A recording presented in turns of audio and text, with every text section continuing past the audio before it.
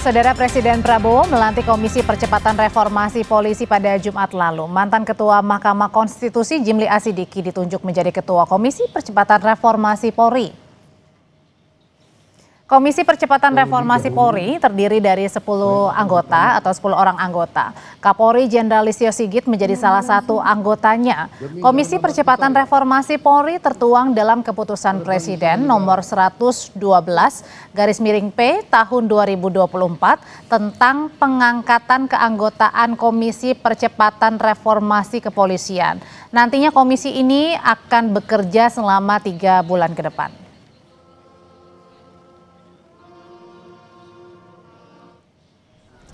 Sementara hari ini adalah rapat perdana Komisi Reformasi Polri yang dilaksanakan pada Senin pagi di Gedung Mabes Polri. Kedepan Komisi Reformasi akan mengadakan rapat tiap minggunya dengan mengundang sejumlah pihak termasuk dari kalangan masyarakat untuk mengumpulkan sejumlah data. Ketua Komisi Reformasi Polri Jimli Asidiki menyatakan nantinya akan ada 2 jenis rekomendasi, yakni rekomendasi yang akan diserahkan ke Kapolri jika terkait dengan permasalahan internal dan rekomendasi yang langsung diserahkan kepada Presiden jika berhubungan dengan perbaikan. Meski begitu, Jimli menyebut Kapolri akan tetap terbuka dengan rekomendasi yang akan terbentuk ke depannya. Jadi kalau yang menyangkut kasus-kasus yang diselesaikan secara internal, nanti rekomendasinya langsung kita sampaikan kepada Kapolri yang juga adalah anggota. Maka hasil dari komisi ini ada 2, 1 rekomendasi ke Presiden, yang kedua rekomendasi internal.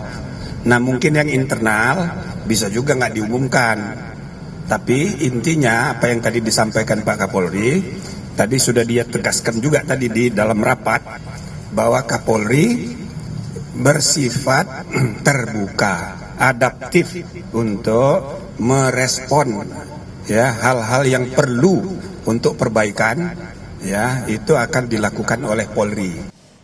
Lalu apa saja pekerjaan yang harus segera dilakukan oleh Komisi Reformasi Polri? Untuk membahasnya saat ini kita sudah bergabung bersama Komjen Pol Purnawirawan Ito Sumardi.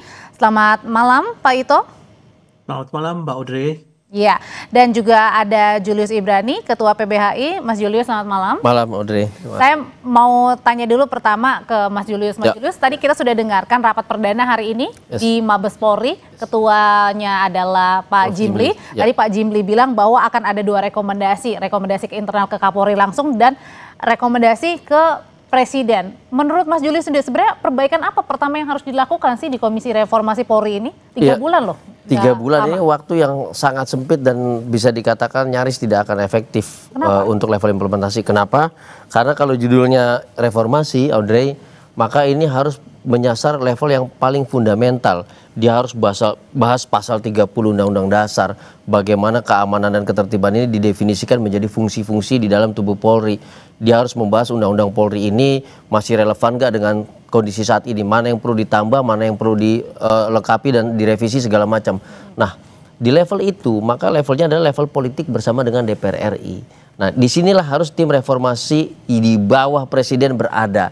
Kalau tadi disebutkan Prof. Jimli, ini hal-hal yang mencakup internal, kemudian di level teknis implementatif akan disampaikan kepada internal Polri. Nah, saya pikir itu yang sudah dilakukan Polri oleh tim transformasi Polri. Jadi artinya di sini Mas Julius mengkritisi adalah anggota-anggotanya yang termasuk di dalamnya Kapolri sendiri maksudnya? Termasuk di situ. Kalau memang sasarannya adalah bagaimana menyusun program yang langsung dapat diimplementasikan secara teknis oleh Polri, maka cukup dengan tim transformasi Polri itu sendiri.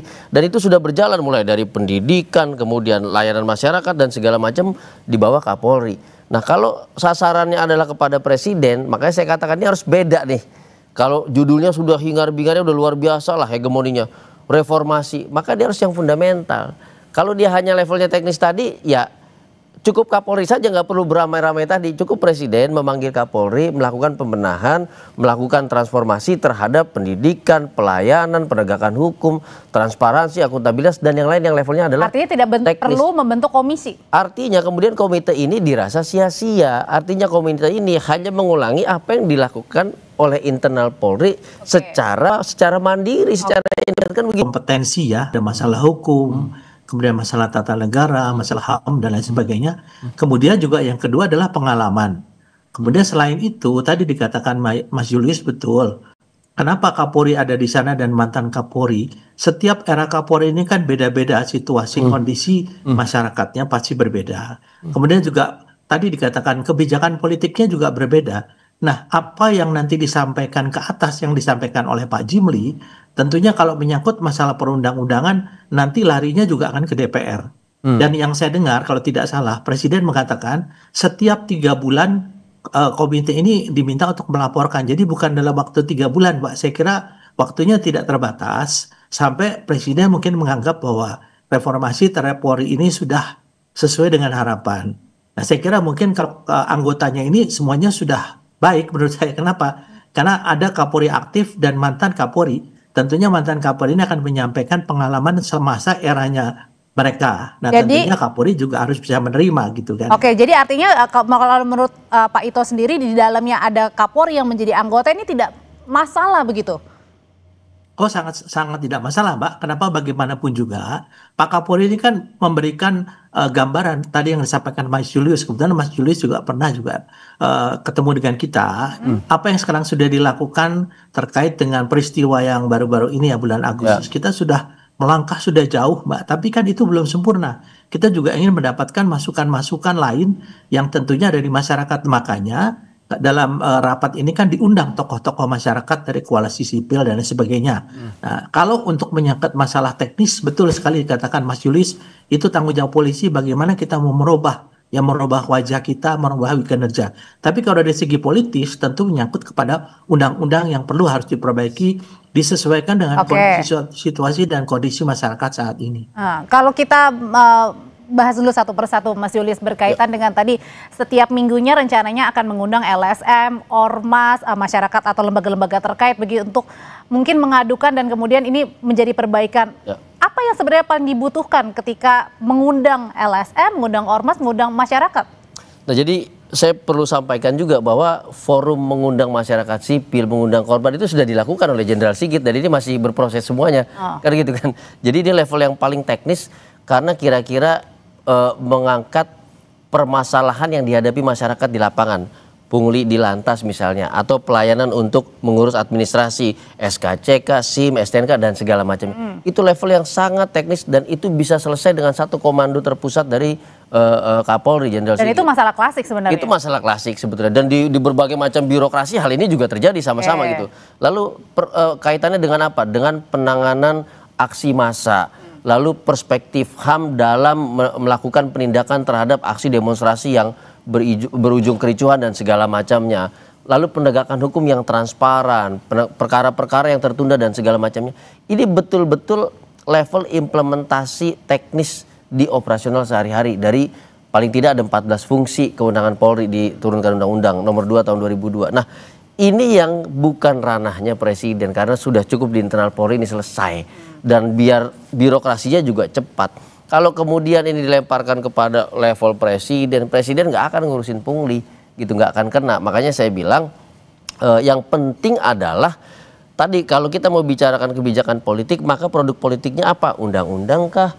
Atau terjemahan dari pasal 30 konstitusi kah? Atau struktur Polri akan dibuat seperti apa? Dan segala macamnya. Nah, itu yang ada di level Prof. Jimli, Presiden dan segala macamnya. Dan itu nggak mungkin tercapai dalam 3 bulan karena. Tapi tadi kata Pak Ito bilang nggak 3 bulan katanya, betul, per 3 bulan evaluasi. Betul. Nah, artinya kalau per 3 bulan evaluasi harus melaporkan, berarti yang dilaporkan adalah permasalahan teknis yang dihadapi Polri sehari-hari. Itu selesai sama teman-teman LSM dan aktivis. Karena tiap hari kami terus-terusan memberikan masukan, baik lewat pengaduan, lewat pelaporan, lewat pendampingan, komunikasi dengan forum. Di situ ada Divpropam, di situ ada Divkum, di situ ada pengawasan penyidikan dan segala macam. Itu sudah selesai di situ. Apakah salah satunya juga disoroti soal penangkapan aktivis yang kemudian belum menghasilkan, sekarang masih terus berproses? Bukan, itu salah nanti satunya. Ya Mas Julius ya, Baik, usai jeda tetap bersama kami. permasalahan yang dihadapi dan masyarakat sebenarnya ingin gercep ya dilakukan begitu, salah satunya misalnya penangkapan aktivis pada saat demo di Agustus lalu, kemudian juga bersih-bersih di tubuh Polri sendiri. Apakah dengan masuknya mantan Kapolri yang aktif sendiri ini kemudian bisa merubah sesuai dengan ekspektasi masyarakat? Ya, jadi begini, kalau masukan masyarakat itu banyak sekali, bukan hanya demo 29 Agustus kemarin dan yang lain, tapi bahkan misalnya penggunaan gas air mata. Dan ketika kita konfirmasi ke internal, ternyata belum ada pendidikan yang memadai terhadap pasukan atau petugas di lapangan tentang HAM dan segala macam, sehingga penggunaan gas air mata dianggap wajar-wajar saja dan segala macam. Nah, artinya ini betul-betul di perutnya Polri, betul-betul di internalnya Polri. Makanya saya katakan kalau kita mau membenahi di level teknis seperti ini selesai karena forum itu sudah dibuka. Tinggal ditindaklanjuti oleh Kapolri dengan kebijakan-kebijakan internal, dengan pendidikan-pendidikan dan penempatan pimpinan yang memiliki perspektif atau pemahaman terkait dengan HAM, dan ini perlu diperkuat. Nah, jika dia kemudian mengundang para mantan Kapolri yang sebetulnya dalam situasi yang sama yang dihadapi Jenderal Sigit saat ini, gitu loh. Artinya ini tidak menjadi satu signifikansi, malah terjadi asumsi yang seolah-olah oh ini Komite Reformasi Polri dikuasai oleh Polri itu sendiri. Artinya seolah-olah ada resistensi. Padahal tidak, forum itu dibuka kok. Jadi forum itu dibuka, ada perubahan, ada usulan segala macam. Yang pertama itu. Yang kedua adalah kita melihat seolah-olah ini ada redundancy gitu. Ini udah ada, di sini kok ada lagi dengan substansi gitu ya? Yang sama. Mau ngapain. Saya diskusi sama Prof. Jimli pun, kemudian Prof. Jimli mengatakan bahwa ya paling enggak kita bagi dua level. Yang level teknis kita kasih ke Pak Kapolri, kemudian yang level kebijakan dan politik kita kasih ke Presiden. Lah yang ini ngapain? Kalau yang sudah teknis ini Kapolri paham, lepaskan saja ke dia. Yang ini dengan level yang high level di Presiden, ini harusnya ke DPR, ke MPR dan segala macamnya. Itu yang saya katakan dari awal, ini akan sia-sia dan ini akan mengulang apa yang sedang dilakukan. Dan jangan-jangan nanti malah grecokin, karena ini udah mulai duluan, ini sudah berjalan, tahu-tahu ini masuk, dia ditagih lagi di sini, ditagih lagi di internal. Nah, ini yang saya katakan akhirnya nggak efektif. Kalau gitu gimana caranya Pak Ito meyakinkan bahwa Komisi Reformasi Polri ini bukan hanya sesuatu hal yang responsif ya, tanggap responsif begitu dengan keinginan dari rakyat, tapi benar-benar memang menjadi sesuatu pembaharuan reformasi di tubuh kepolisian? Iya, menurut saya sih apa yang dikatakan Mbak Audrey betul, responsif lah. Kalau tidak responsif berarti kita kan tidak mau berubah. Jadi dengan responsif ini kita ingin berubah dari hal-hal yang diinginkan oleh masyarakat. Tapi betul sekali saya sependapat dengan Mas Julius. Untuk masalah teknis itu kan cukup Pak Kapolri. Hanya mungkin Presiden punya pertimbangan lain. Di dalam Komite Reformasi ini ada namanya pengawas. Jadi bukan hanya Pak Kapolri yang masih aktif, tapi mantan-mantan Kapolri pun juga menjadi pengawas bagaimana pelaksanaan reformasi atau transformasi akselerasi di Indonesia. Jadi itu mungkin beliau-beliau ditujukan, tentu kita nggak bisa menanyakan mengenai mengapa ini dipilih oleh Bapak Presiden ya. Itu pertimbangan beliau. Kemudian yang kedua, saya sudah 2 kali bertemu Prof. Mahfud MD. Beliau sangat-sangat baik karena begini, menurut beliau, Pak Ito, memang kita ini kan harus memilih orang-orang yang mengerti tentang sejarah Polri, mengerti tentang bagaimana kepolisian di dunia ini ya, tugas pokoknya meskipun berbeda-beda strukturnya. Kemudian dikaitkan dengan pelaksanaan tugas selama ini, tentunya yang paling berpengalaman, berkompetensi adalah mantan-mantan Kapolri. Nah, sehingga mungkin itulah menjadi pemilihan mengapa beberapa mantan Kapolri yang dianggap mungkin beliau-beliau punya kompetensi dan pengalaman ditunjuk menjadi anggota Komite Reformasi. Saya sependapat dengan Mas Julius. Kalau sepanjang Komite Reformasi membuka ruang seluas-luasnya bagi masyarakat, koalisi sipil dan para pemerhati segala macam, saya kira itu sangat baik ya mungkin untuk memperbaiki polisi ke depan. Pak Ito, tapi menurut Pak Ito sendiri tolak ukur untuk keberhasilan misalnya perbaikan reformasi di tubuh Polri ini seperti apa? Apakah tunggu kejadian baru kita lihat bagaimana reaksinya, atau kalau tidak ada kejadian kan ya sebenarnya fine-fine saja, baik-baik saja ini? Ya, secara normatif itu tentunya 2, Mbak. Pertama, menurunnya komplain masyarakat. Yang kedua, meningkatnya kepercayaan masyarakat. Nah, sekarang kan komplain masyarakat itu apabila ada hal-hal yang oleh dilakukan anggota Polri tidak profesional. Nah, kalau ini semakin kecil, itu tentunya itu menunjukkan berhasil. Yang kedua, masyarakat merasakan polisi hadir bersama mereka. Kita sekarang sudah lihat pada waktu kemarin terakhir saya rapat dengan Bapak Wakapolri, perintah Kapolri melalui Wakapolri adalah setiap kejadian seperti bencana alam, kita sudah ada di sana, tidak menunggu bencana alamnya terjadi dulu. Kemudian hal-hal yang lain seperti yang daerah-daerah rawan nanti akan dilakukan patroli-patroli untuk bisa menimbulkan rasa aman. Nanti kita tinggal lihat saja, kalau ini sudah berhasil, tentu masyarakat puas, kan kepuasannya meningkat, kemudian komplainnya menurun, nah itu keberhasilan bahwa reformasi Polri menuju ke arah yang lebih baik. Demikian, Mbak. Ya. Ini saya ada catatan juga tapi Jenderal Ito. Jadi gini, yang kami khawatirkan itu adalah ketika pendekatannya adalah pendekatan kekuasaan di level presiden, maka reformasi itu perspektifnya adalah perspektif kekuasaan. Ini misalnya apa? Menjaga stabilitas nasional, menekan situasi di lapangan masyarakat dengan dinamika sosial ekonomi dan segala macamnya. Sementara ketika kita di tim internal transformasi Polri yang dilibatkan adalah masyarakat sipil, ojol, korban, satu yang kita usulkan salah satunya adalah perspektif sosio-legal. Jadi bukan legal ansih formil di kepala polisi. Sehingga pendekatan-pendekatan kemasyarakatan itu digunakan. Jadi tahu apa yang menjadi kebutuhan masyarakat di level Polri. Apakah itu bisa terjadi di komite bentukan presiden dengan segala elit-elitnya itu? Nah, saya tidak yakin bagian itu. Saya harus kasih contoh lah. Contoh, Kapolda Metro Jaya pernah menerapkan pendekatan HAM 2 tahun lebih terhadap demonstrasi. Apapun itu, mau bikin tenda di depan Monas segala macam gak boleh disentuh, padahal nginep berhari-hari.